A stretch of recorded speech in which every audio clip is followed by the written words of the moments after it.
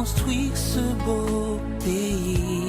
Bonjour mesdames et messieurs, bienvenue à cette nouvelle édition. Avant de commencer, nous aimerions bien vous présenter des excuses parce que ça fait un moment qu'on n'a pas balancer des vidéos sur la toile pour une simple raison que, en dehors de ce que nous faisons comme vidéo concernant le développement et le changement de la République démocratique du Congo, pourquoi pas de l'Afrique en tout entière, on a une vie à côté professionnellement parlant, donc qui nous empêche parfois de réaliser des vidéos pour balancer sur la toile. Parfois on prend des avances pour faire des vidéos à l'avance et les programmer d'une manière automatique, mais pendant ces derniers temps, ces 3 semaines qui viennent de passer, c'était vraiment impossible. Et nous voilà encore une fois de plus, on a eu le temps d'être là devant vous et merci d'être et répondre toujours présent et merci de vos commentaires et vos j'aime et puis merci de partager ces vidéos. Pour commencer, j'aimerais bien vous illustrer une histoire. Vous savez bien comme moi que dans des films que nous regardons américaines ou françaises, des films en général, il y a une partie de vérité dans ce que les acteurs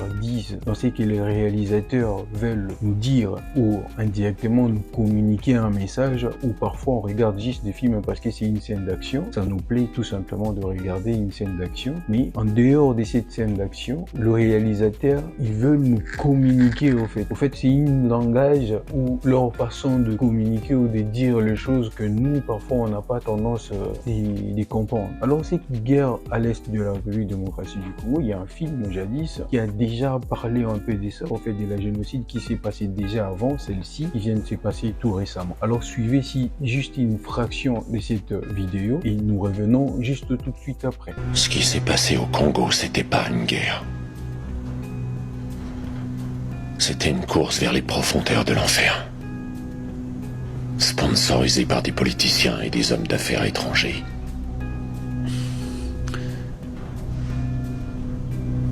Pour moi, ils se ressemblaient tous.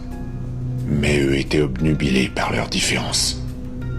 La banalisation du mal. Vous venez de suivre, comme moi, et les acteurs, qu'est-ce qu'ils ont illustré comme histoire par rapport à la guerre à l'est de la République démocratique du Congo. Nous voyons que la guerre de la République démocratique du Congo, elle est financière quelque part, en dehors des grandes nations qu'on a vues la dernière fois, ou on a entendu la dernière fois, telles que l'implication de la Grande-Bretagne, ou encore de la France, ou encore de l'Europe, ou les actions anglophones. Mais on voit également que les Américains ont été toujours derrière ces problèmes à l'est de la République démocratique du Congo. Tout ça, pourquoi? Parce que on est riche potentiellement parlant, et cette richesse, c'est ce qui cause aujourd'hui nos problèmes, c'est ce qui cause aujourd'hui la génocide, ce qui ne devait pas être le cas, parce que l'échange devait se faire patriotiquement ou on se faire démocratiquement parlant. Donc on échange, moi j'ai des coltons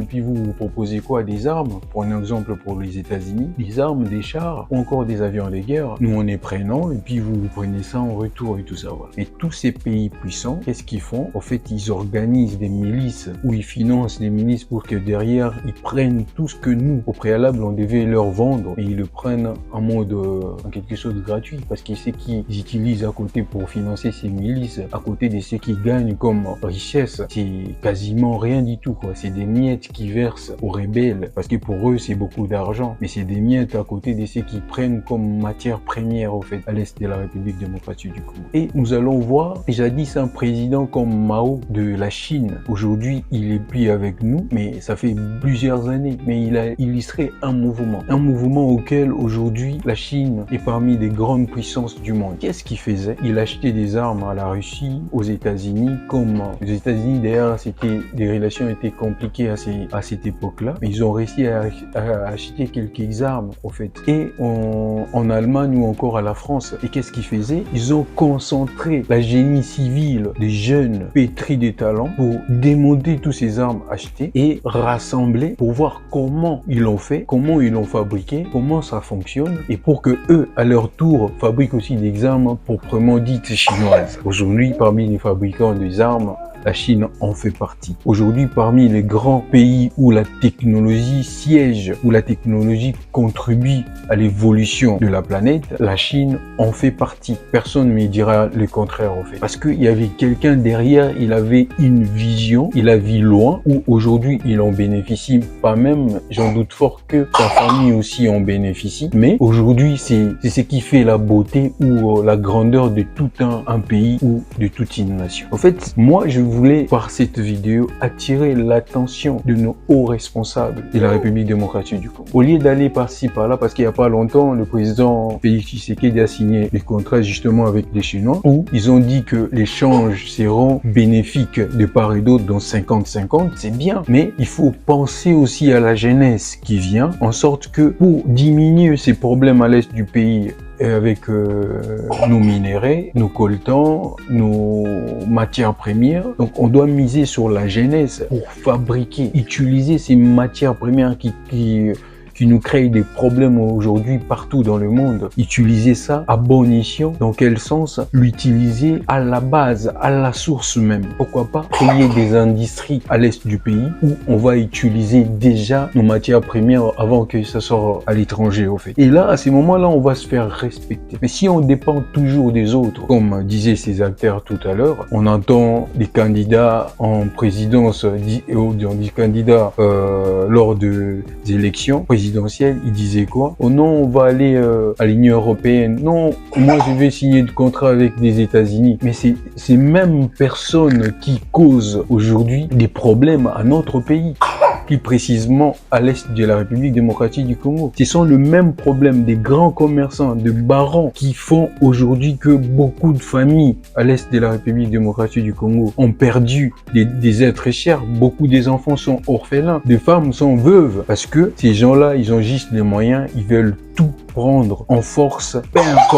importe le moyen. C'est pourquoi aujourd'hui, nous, la jeunesse, au lieu d'insulter notre pays, au lieu de cracher sur notre pays, comme je vois le fait si bien Jacques Mwakassa, si c'est Mwakassa, un ancien boxeur de la République démocratique du Congo, mais venez investir au pays, allez-y, investir au pays, donnez la force au pays pour que le pays se développe. Je vous lis encore cette vidéo pour voir un ingénieur qui a créé un smartphone au Capi. Je pense que vous êtes tous au courant. Je vous lis juste la vidéo et nous revenons juste après tout de suite.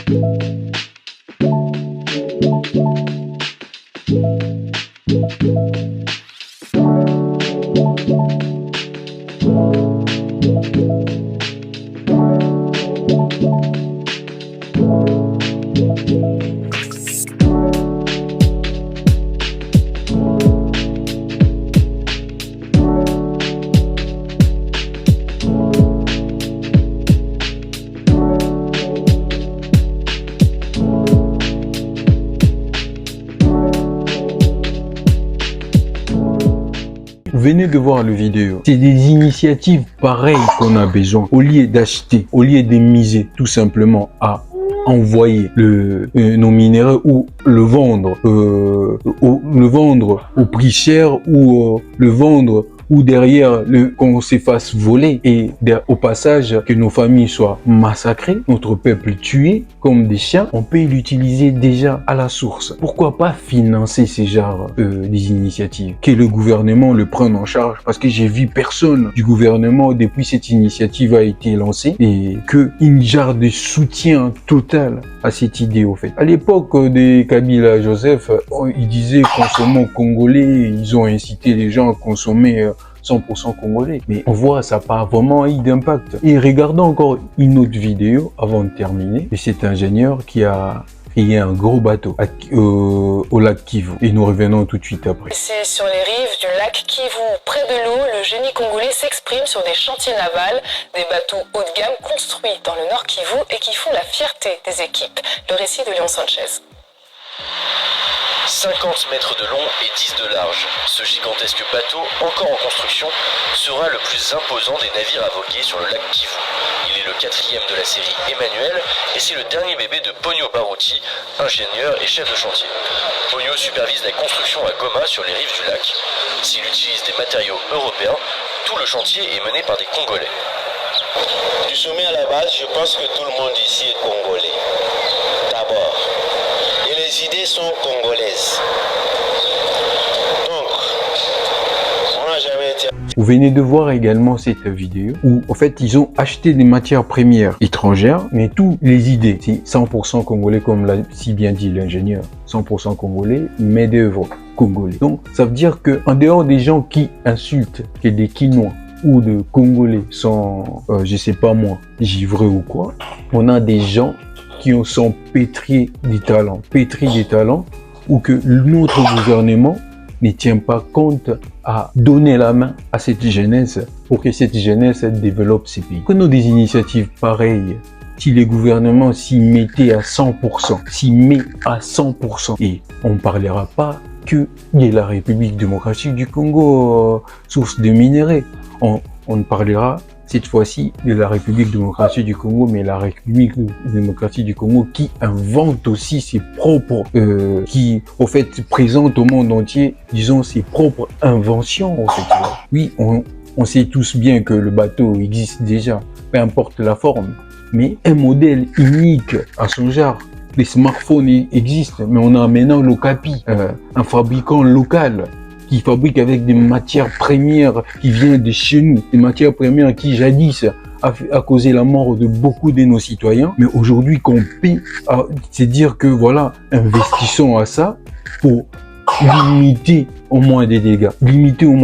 Pour citer, c'est ce que nous avions en fait pensé à en parler aujourd'hui, pour dire que la guerre qui continue, comme disait l'acteur à la fin de ces premières vidéos, que ce qui nous empêche de développer, c'est nos différences. Moi aujourd'hui, président, j'ai dit non, moi je fais partie de la PPRD. Donc je prends pas quelqu'un de l'MLC à côté de moi.